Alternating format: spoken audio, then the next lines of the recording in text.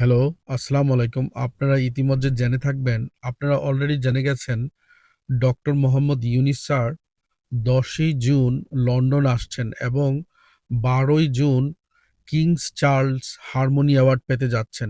রাষ্ট্রীয়ভাবে Kings Charles harmony অনুষ্ঠানটি অনুষ্ঠিত হবে। এই অনুষ্ঠানে তিনি সাক্ষাৎ করবেন কিংস চার্লস তৃতীয় এবং যুক্তরাজ্যের প্রাইম মিনিস্টার কিয়ার স্টারমারের সাথে। এটা আসলে আমাদের জন্য একটি গর্বের বিষয় এবং আনন্দের বিষয়। জ্বলন্ত জ্বলন্ত আগুনকে কখনো দাবিয়ে রাখা যায় না। আর ডক্টর মোহাম্মদ ইউনূস হলো একজন জ্বলন্ত আগুন।